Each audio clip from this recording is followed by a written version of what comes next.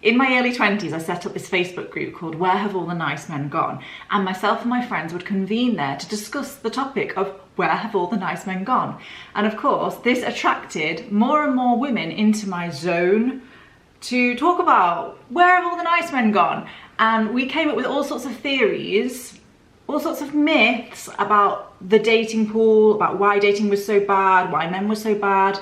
We started to believe things like all men are either taken or gay. Men in the past, they were better than they are now. All sorts of things that, technically speaking, cannot really be true. Now, what led me to this point was probably a couple of, well, definitely a couple of less than adequate experiences with men. Then I moved to London and found myself in a situation where I was working in a casino environment. And whilst I can't say that a casino environment is just full of really bad guys, it is quite a good place to go to gather evidence to use against men. So as a result of this, I would say I started to probably lower my standards, change my behaviour, care less about men's opinions because I thought they don't care about us, why should I care about them? So I ended up in this vicious cycle of me not behaving particularly well and men not treating me particularly well. And I guess it's difficult to say like where it all started, but I would say it was a couple of bad experiences. Not like tons of bad experiences, just a couple of bad experiences. It took me a long time to realise that perhaps the problem wasn't the dating pool itself, but how I was viewing things and how I was acting. I at one point thought that my dad and my brother were the only two men on the planet who weren't evil, who weren't liars and didn't cheat. I genuinely thought they're the only two guys that I know that are decent, and that's really unfair because that's my dad and my brother. Like, what can I do with that? Not very much. And then at a later date, when I was probably being a little bit more rational, I considered the fact that it's very unlikely that the only two decent men in the world happen to be related to me. Like, pretty much impossible, right? But that's the sort of stuff that I was telling myself.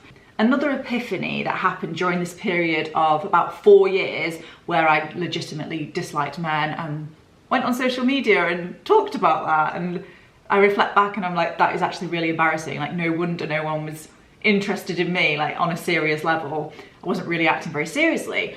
But I read something, or several things should I say, like I can't remember specifically, but it was that whole be what you want to attract thing, or you get what you expect. And I started to consider, you know, I want to get into a relationship.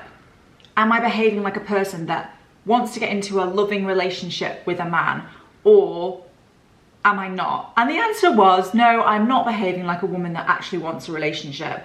What guy in his right mind wants to date a woman who clearly hates men? So I changed. Not quite as quickly as, you know, I just changed one day, that was it, I was done. But I do feel like the penny dropped and I changed the way that I was behaving.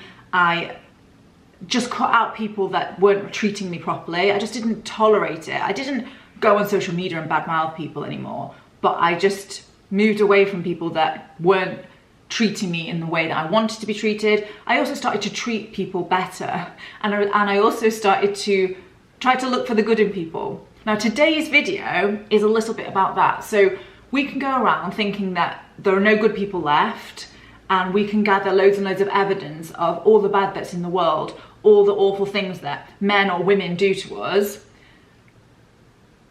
But how much does that actually serve us, and how much of that is particularly accurate?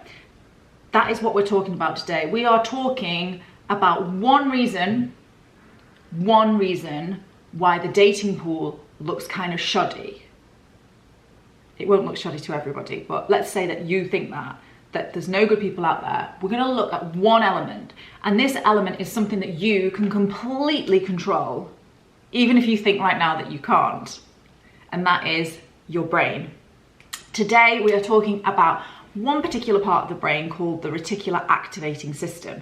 The reticular activating system, or the RAS, is a network of neurons that's situated in the brainstem. Now, the RAS does several different things, but one of the things that the RAS does is it filters data.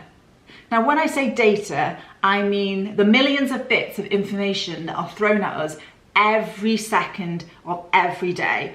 We're talking about the things that you see, the things that you hear, the things that you smell, the things that you feel. Anything that's happening around you, your RAS is filtering. And the RAS is very clever.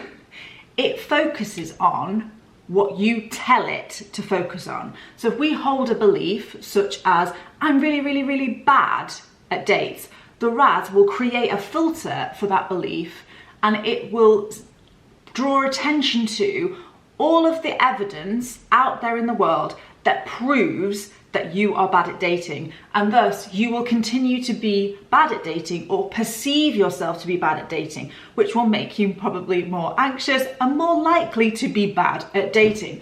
And so you can get stuck in this loop of your RAS showing you the stuff that proves the belief that you already have. So we're seeking to confirm what we already believe, which is really, really frustrating, but we do have a degree of control of.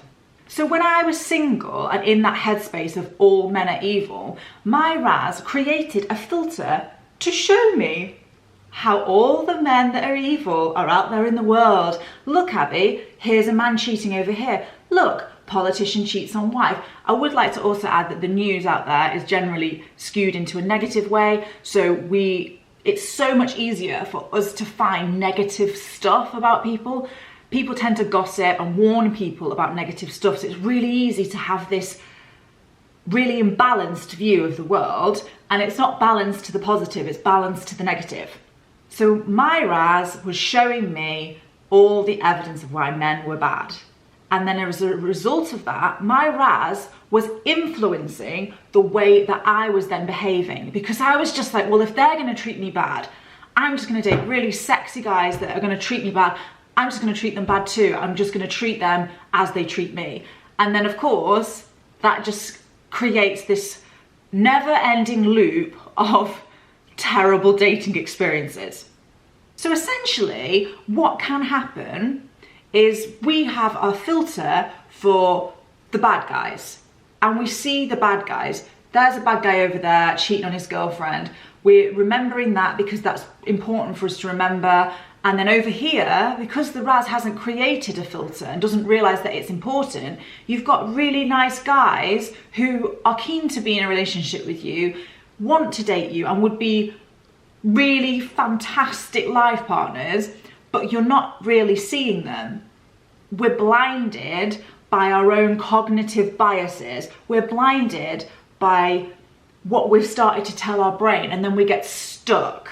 So what do you do if you realize that actually, yeah, I'm sure there are like some nice guys out there in the world. I'm almost on high alert for every negative thing that's out there, almost like as a way to protect, because that's what happens is we want to protect ourselves from bad things happening. So we're almost on high alert for the bad things to happen. And yet we then miss the good things, which is also like really not helpful.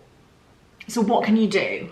So the first thing I would suggest is to start to consciously tell yourself that good guys exist and seek to find the good in men or the good in women. Like, it doesn't really matter, gender doesn't really matter in this. We can all get into a headspace of thinking that people are bad and the world is bad and we can get stuck.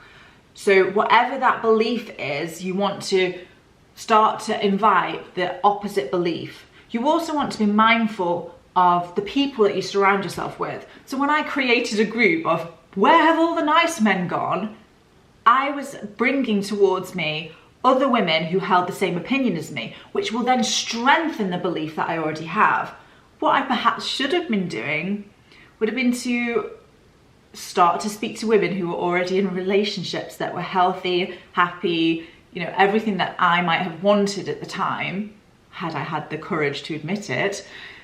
And if I'd been hanging out with those sorts of women, I perhaps wouldn't have had such a negative perspective of the dating pool.